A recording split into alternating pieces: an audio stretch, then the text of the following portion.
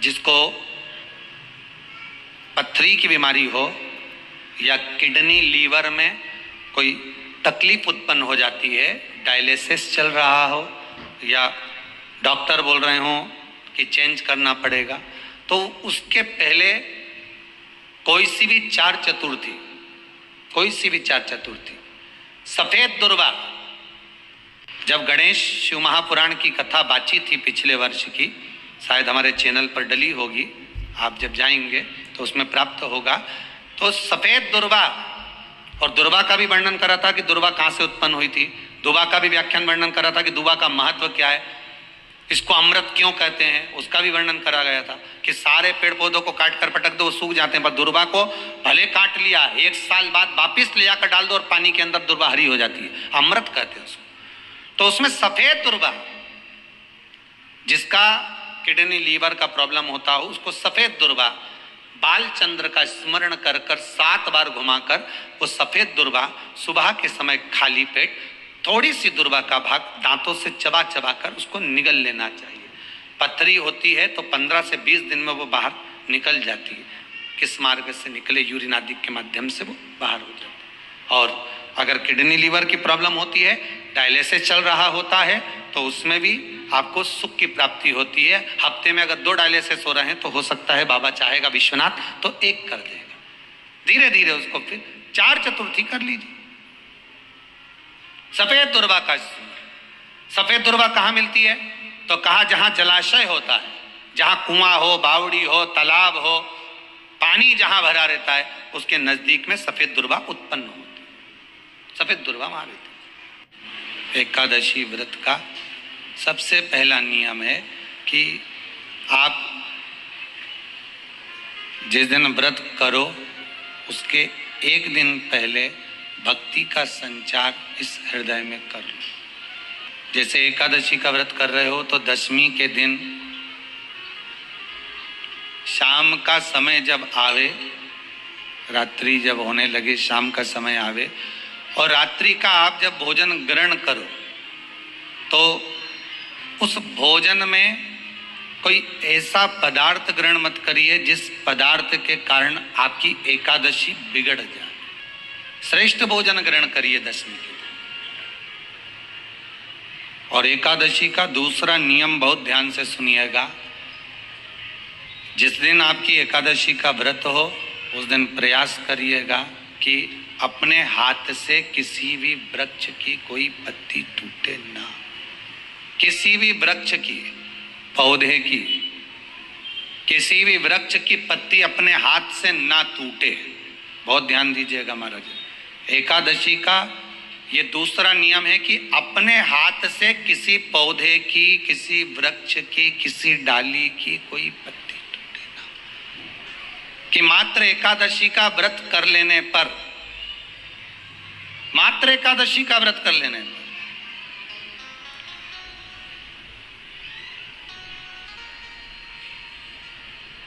जो पूर्व में किया गया हमारा पाप कर्म है, हमने किसी जीव की हत्या करी है, हमने किसी को कष्ट प्रदान करा है, हमने किसी को अपशब्द कहा है, हमने किसी को ताने दिए, हमने किसी को आड़ा टेढ़ा कहा है, हमने किसी को गालियां दे दी है, मात्र एकादशी का व्रत ही कर लेने पर ये सारे जो दोष हैं वो समाप्त हो जाते हैं। तो क्या कहा गया कि प्रयास करिएगा कि एकादशी के दिन कोई वृक्ष की, कोई डाली की, कोई कोपल की कोई पत्ती ना तोड़ी जाए। क्यों? तो कहा अगर उस पत्ती को हम तोड़ देते हैं, वृक्ष की पत्ती को या क्यारे में लगी हुई कोई डाली की पत्ती को हम तोड़ देते हैं तो एकादशी का पुण्य फल प्राप्त नहीं होता। अब फिर भले तुम, चाहे तुमने मोरदन खाया हो, चाहे तुमने फिर चिप्स खाई हो, चाहे तुमने फिर व्रत का कितना ही सामान खा गए और तुमने सोचा कि आज मेरी एकादशी है, तो फिर उसका कोई फल प्राप्त नहीं है, उसका कोई सुख प्राप्त नहीं है, फिर उसका कोई आनंद प्राप्त नहीं है। प्रयास करना एकादशी के दिन कोई पत्ती ना टूटे।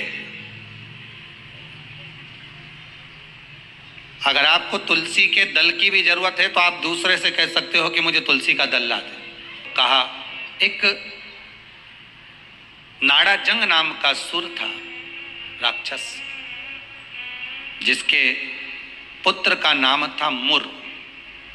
ये मुर दैत्य इतना विशालकाय था, इतना विशालकाय था, रहने वाला चंद्रावती नगर का था। कौन से नगर में रह रहा था? चंद्रावती नगर। इसमें बल इतना था, इतना बल था कि एक दिन मुर दैत्य ने तप साधना कर कर, दान पुण्य कर कर, स्मरण कर कर सारा पुण्य अपने खाते में रख लिया। आपको कल कथा में कहा था, उद्यापन करना मतलब उतने व्रत का पुण्य अपने खाते में जमा कर लेना, फिर वो समाप्त नहीं हो सकता। उस पर सील ठप्पा लग गया मतलब ये प्रॉपर्टी तुम्हारी हो गई। उद्यापन करना मतलब ये इतने व्रत तुम्हारे खाते में चले गए। अब ये व्रत तुम किसी को ना तो कहीं जा सकते हैं ना छिन्न हो सकते, क्योंकि इसका तुमने उद्यापन कर दिया, उस पर सील ठप्पा लग गया, उसकी रजिस्ट्री हो गई, वो आपका हो गया। मुर दैत्य बड़ा बड़ा उपद्री था, बड़ा उपद्री, इतना उपद्री, पर साथ में वो दान भी बहुत करता था, साथ में वो पुण्य भी बहुत करता था, सत्कर्म बहुत करता था। हाँ, पर ये सब कुछ करने के साथ में वो पाप भी बहुत करता था।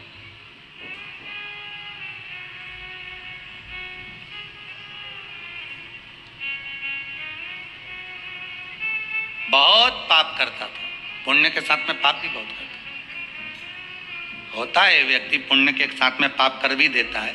शंकर जी के मंदिर में लोटा भर के पानी चढ़ाने गया और मन में विचार कर कर गया, बताओ अपने आप को कैसी इत्र आ रही है। दूसरे को देख के अपन तुरंत उसी समय पे पाप कर दिया। बताओ अपने आप को कितनी इत्र आ रही है। अरे अरे वो इतरारे इतरान दे, तू तो अपना शंकर जी के जल चढ़ाने, हरि ओम बोलने, नमः शिवाय बोलने, अपने घर जा। तेरे को क्या करना कि इतरारी ने कई कर रही, वो करे करे सो करना। तुम तो शंकर जी भजो, शिव नाम जपो, शंकर का स्मरण करो और भगवान का भजन करके अपने घर जाओ बस। पर मुर दैत्य पुण्य भी करता था तो पाप बहुत करता था। इतना पाप कर्म था, इतना पाप कर्म था कि वो घबराए नहीं, बस पाप ही पाप में लिप्त हो जाए। समय आया, एक बार ये मुर दैत्य पहुंच गया अमरावती, अमरपुर, भगवान वैकुंठाधिपति के उस भवन में जहां 33 कोटि देवता सदा विराजमान रहते हैं। ऐसे सुंदर आनंद में भगवान के धामों में पहुंच गया। और जिस इंद्र लोक में जाता तो इंद्र को पकड़कर जमीन पर फेंक देता। अब बहुत अच्छे से सुनिएगा महाराज, देवता ऊपर जब युद्ध करते थे और युद्ध के मैदान से नीचे गिरते थे तो मृत्यु लोक में नहीं आते थे। कहाँ नहीं आते थे? मृत्यु लोक में। पर मुर दैत्य इतना बलवान था कि देवताओं को जब पकड़कर फेंकता था तो किसी लोक में नहीं जाते थे, मृत्यु लोक में ही जाते थे। अब बल देखिए कितना प्रबल होगा। कोई लोक नहीं, ऊपर से फेंका तो डायरेक्ट नीचे। जितने लोक उतने देवता, और जितने लोक उतने देवता। अब इसने सोचा इतने सारे देवताओं को अलग अलग गिराने कब तक जाऊंगा, तो इसने क्या करा, आज चढ़ गया सारे लोकों पर और लोकों पे चढ़कर जो नृत्य करना प्रारंभ करा, जम जम के नाचना, तो सारे लोक हिलने लगे और जितने उसमें 33 कोटि देवता रह रहे थे सब मृत्यु लोक में गिर गए। अब सारे लोक में किसका राज्य हो गया? जम के बोलिए जरा, उस मुर दैत्य का। सारे लोग खाली, मुर दैत्य का राज्य। सारे देवता इकट्ठे होकर शंकर भगवान के पास में गए, क्योंकि मृत्यु लोक में आ गए तो मृत्यु लोक में कहां जाएंगे। आपको पहले भी कथा में कहा, मृत्यु लोक में जन्म हुआ है आपका। आप पृथ्वी पर जन्मे हो और मृत्यु लोक में जन्म लेने के बाद अगर आप मन में सोचो कि हम शंकर की आराधना क्यों कर रहे हैं, अरे मृत्यु लोक में जन्म लेने के बाद शंकर की आराधना ही मूल है, शिव की आराधना ही जरूरी है। एक बहू पूना में रह रही है और एक बहू तुम्हारे साथ में रह रही है और तुम्हारा पेट दुखे या चक्कर आ रहे हैं तुमको, तो क्या पूना वाली को फोन लगा के बोलोगी बहुत चक्कर आ रहा है? पूना वाली आएगी? अरे बोलो जम के तो बोलो।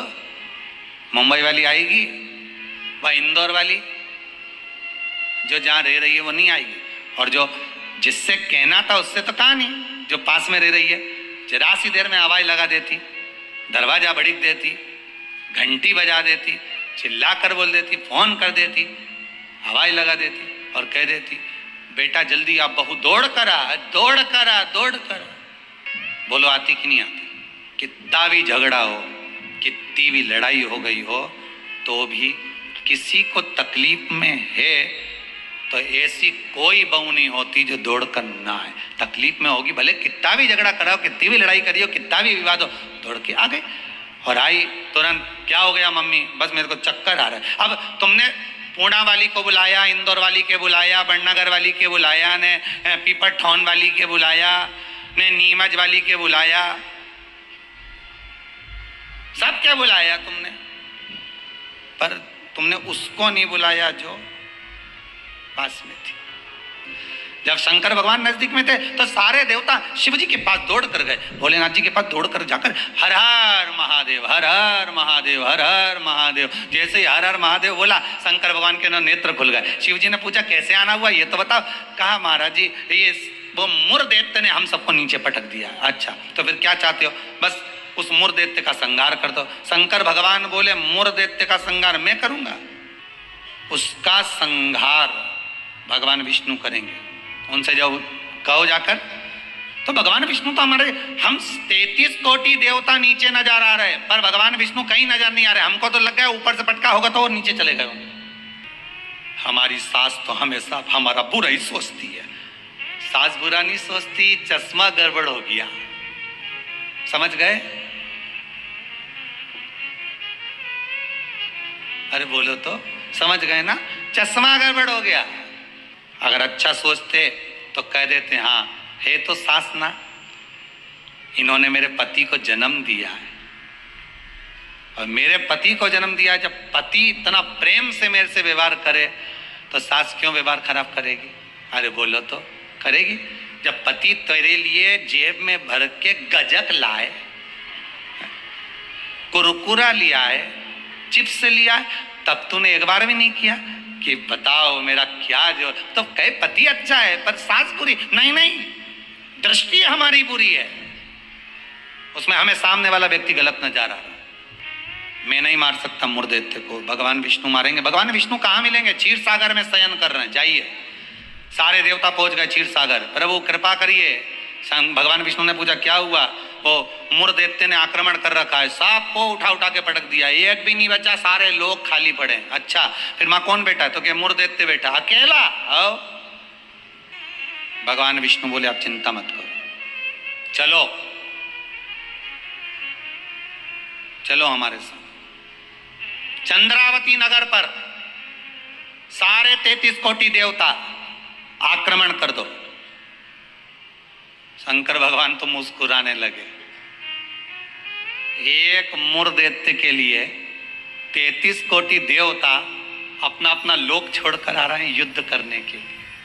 विचार करिएगा जरा, संसार का नियम है, एक व्यक्ति की, मुर्दैत्य की मात्र हस्ती को मिटाने के लिए सारे आ गए, पर 33 कोटि देवता 15 मिनट नहीं लगे मुर्दैत्य को। 15 मिनट में मुर्दैत्य ने सारे देवताओं को हिला दिया, भाग गए। सारे 33 कोटि देवता भाग गए। तब भगवान विष्णु अकेले युद्ध के मैदान में थे। युद्ध प्रारंभ करा, भगवान ने उठाया सुदर्शन चक्र, और भगवान ने उठाकर सुदर्शन चक्र को फेंका। मुर्दैत्य के जितने असुर थे, जितने राक्षस थे, सबका संहार करने के लिए फेंका। फेंक तो दिया, सारे जितने असुर थे वो मर भी गए, पर मुर्दैत्य इतना प्रबल था कि उसने एक फूंक मारी, सबको जीवित कर दिया। भगवान विष्णु आश्चर्य में पड़ गए, गजब गजब, इतने सारे मरे और एक क्षण में। भगवान ने तो सुदर्शन फेंका ने, सब घूम के गया ने, सबके मार के आया। उनके तो 1 घंटा, आधा घंटा, 15 मिनट, 10 मिनट, 5 मिनट लगे होंगे। इसने तो एक फूंक मारी, जो यहां से चालू करा, हैप्पी बर्थडे टू यू, एक फूंक में ही सब निपटा दिया। ले सब जाग गया, सब।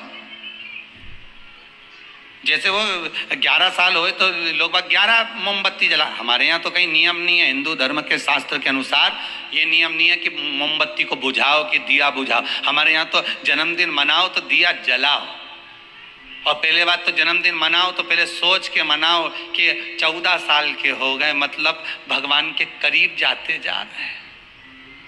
करीब 35 साल के हो गए, मतलब 36वें में लग गए, उसकी ओर करीब पहुंच गए।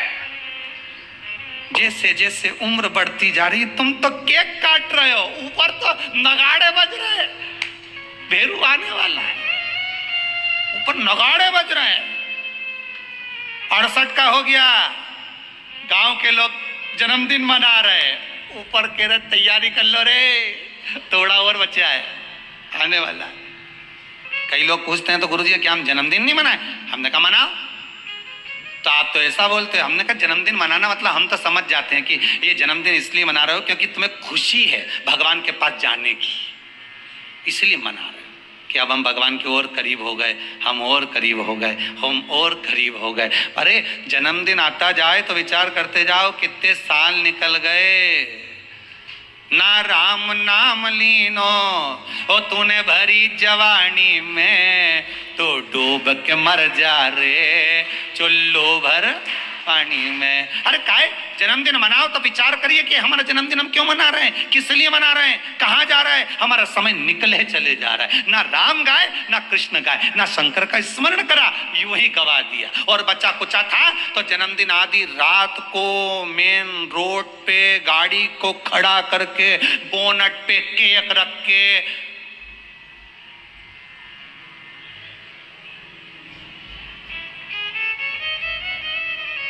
तो बेचारा इतना अच्छा व्यक्ति का जन्मदिन रोड पे मना रहे जैसे बेचारा अनाथ है रे, इसका कोई नहीं बापड़े का। हम हमारे गुरुजी से गुरु मंत्र लेने गए थे ना, गुरु दीक्षा, तो हमको ये धोती पहनना भी नहीं आती थी। गुरुजी ने कहा धोती मान लेते हो? गुरुजी बोले बेल्ट मान लेते हो? हमने कहा पेंट मान लेते हो? हमने कहा जीन्स पहन लेते हो? हमने कहा धोती नहीं पहनते? हमने कहा नहीं। जब पहली बार गुरु मंत्र लेने गुरुजी के दरवाजे,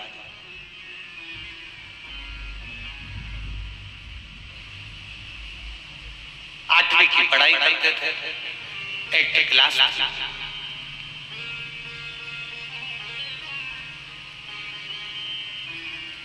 सीहोर में टैगोर माध्यमिक स्कूल था, अभी भी है, तहसील चौराहे के पास में टैगोर माध्यमिक स्कूल, सरकारी स्कूल में पढ़े हुए हैं। इतना कोई धन तो घर में था नहीं कि बहुत अच्छे उच्च बहुत बड़े अंग्रेजी स्कूल में, बहुत बड़े स्कूल में पढ़ लो, तो सरकारी स्कूल में पढ़े। जब और छोटे थे 8वीं से नीचे, तब सरोजनी नायडू स्कूल में पढ़ते थे, उसी के पास में था वो स्कूल। और वहां से निकले तो टैगोर स्कूल में गए, टैगोर स्कूल से निकले तो क्रमांक 1 में गए, ऐसे पढ़े। अब गुरुजी पूछ रहे हैं हमारे, जब हम 8th क्लास में 8वीं में थे, तब गुरु मंत्र लेने के लिए जब गुरुजी के पास गए, धोती बांधना आती है? ठीक है, अब तुम्हारी धोती कौन बांधेगा? अब 8वीं क्लास में पढ़ते थे तो बड़े मुस्कुरा के हमने भी कह दिया, मंत्र आप दे रहे हैं तो आप ही बांध दो, आप मंत्र दे रहे हैं। अरे तुम्ही ने दर्द दिया है, तुम्ही दवा देना,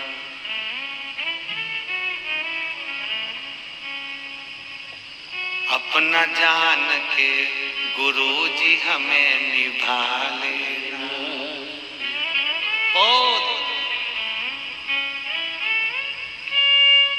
शिव महापुराण में एक बार हमने कहा था, गुरु अगर भगवान की भक्ति करने वाला है, गुरु भगवान पर भरोसा करने वाला है, तो तुम गुरु से कुछ मत मांगो। अगर गुरु तुम्हारे ऊपर केवल एक बार दृष्टि ही कर देगा, तुम्हें देख ही लेगा तो निहाल कर देगा, वो गुरु होता। केवल देख ले गुरु, बहुत केवल देखना बहुत।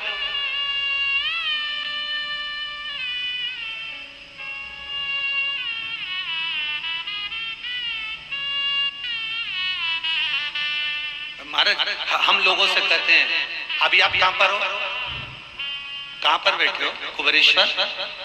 धाम। हम हमेशा कहते हैं कुबेरेश्वर धाम में आइए, तो ये अंदाजा लगा कर रखिएगा आप कुबेरेश्वर धाम में हैं, आपके चेहरे पर स्माइल लाई। यहाँ जब भी आओ तो मुस्कुराओ, प्रसन्न हो। हमने पहले कहा भगवान के मंदिर में जाना तो प्रसन्न होकर जाना, चाहे जिंदगी में कितना भी दुख हो। बहुत दुख है तुम्हारी जिंदगी में, हम जानते हैं, बहुत तकलीफ है।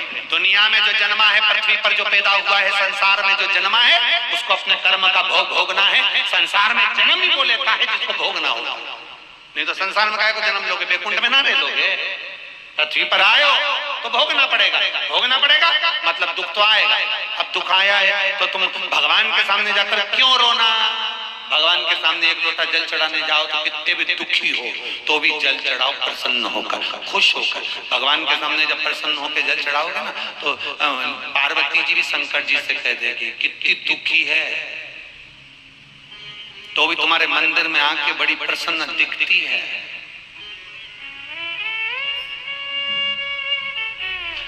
शंकर भगवान भी कह देंगे ये मुझसे बहुत प्रेम करता है। बहुत जो जिससे बहुत प्रेम होता है ना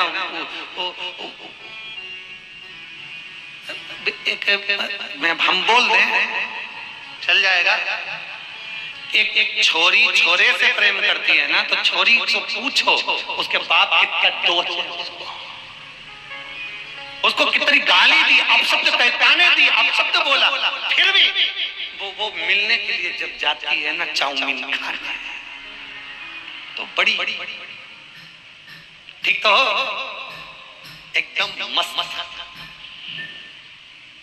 बढ़िया।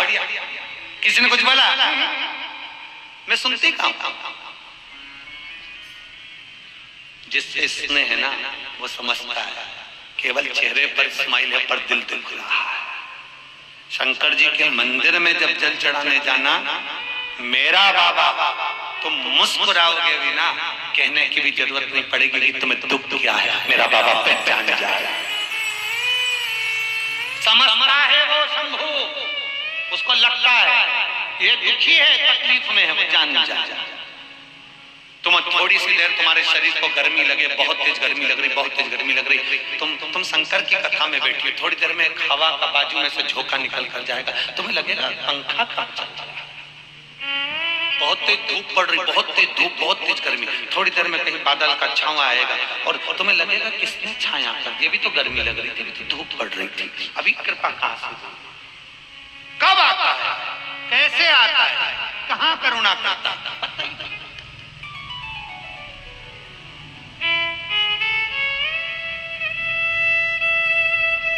इसीलिए तुमसे पहले कहा शिव के सिवा कहीं दिल ना लगाना, भोले के सिवा कहीं दिल ना लगाना, वरना पड़ेगा तुझे आंसू बहाना, वरना पड़ेगा तुझे आंसू बहाना, भोले के सिवा कहीं दिल ना लगा।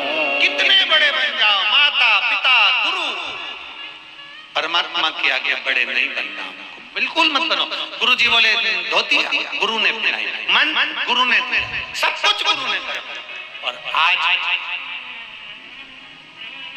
इस व्यास पीठ पर बिठाया भी उस गुरु ने ही है और काबिल बनाया भी उस।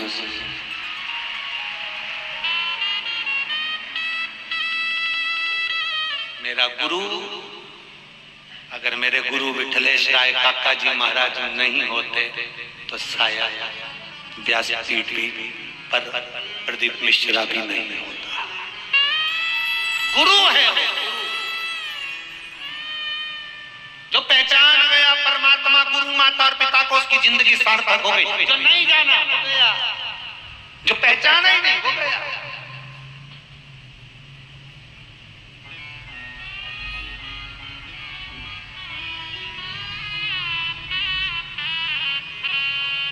जाना है वो जाना है।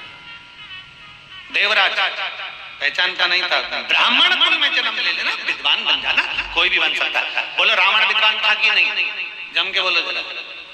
बहुत विद्वान, बहुत विद्वान, विद्वानों का भी विद्वान था रावण। क्या करे ऐसी विद्वत्ता? ब्राह्मण है, विद्वान है मना, पर हम भरा है तो विद्वत्ता किसी काम की नहीं है। मैं भरा है तो विद्वत्ता किसी काम की नहीं है।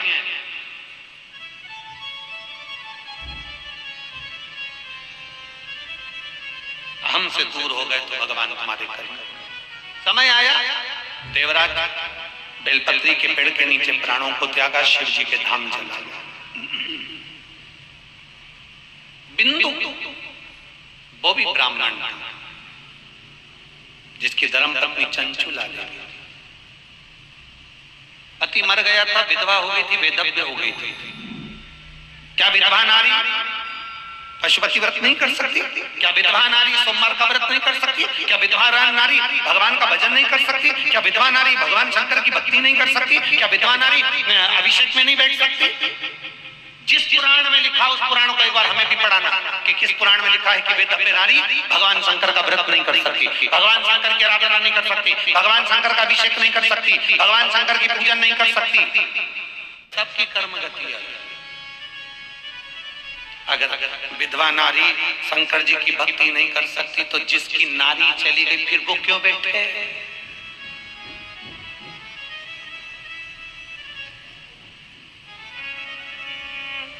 ये नारी तो वो नारा, उसमें क्या दिक्कत है? नहीं, कोई आया है, पहले आया चले गया, कोई बाद में चला गया, जाना सबको है। अकेले आए हो, अकेले जाओगे, कोई तुम्हारा सामान उठाने वाला नहीं होगा। याद रख लेना, ऑटो स्टैंड पर ऑटो छोड़ देगा, तुम अपनी पड़ोसन से कितना ही के लो, उसके बच्चे को तुम उठा के चलोगी तो वो तुम्हारा बैग उठा के चलेगी। आदान प्रदान का जमाना है, तुम उसका कोई सामान उठा रही हो तो वो तुम्हारा सामान उठाएगा, नहीं तो कोई नहीं उठाएगा।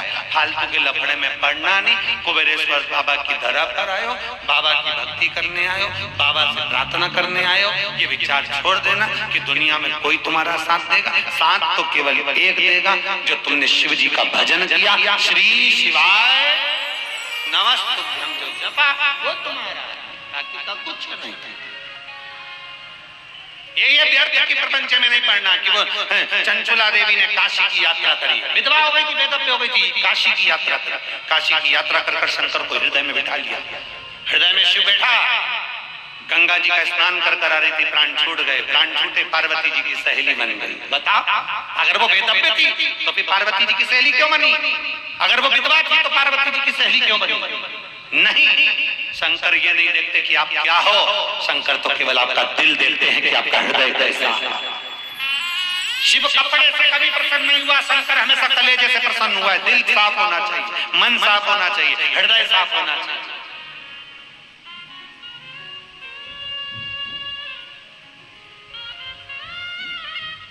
एक कोरोना महामारी में एक हमारा भजन चला था, उस समय पर स्मरण में आया तो एक बच्ची ने रोई, पति चले गए, हमारी जिंदगी की। हमने कहा बाबा है, भरोसे पर बच्चों को पालो, संभालो और अपना जीवन समझ।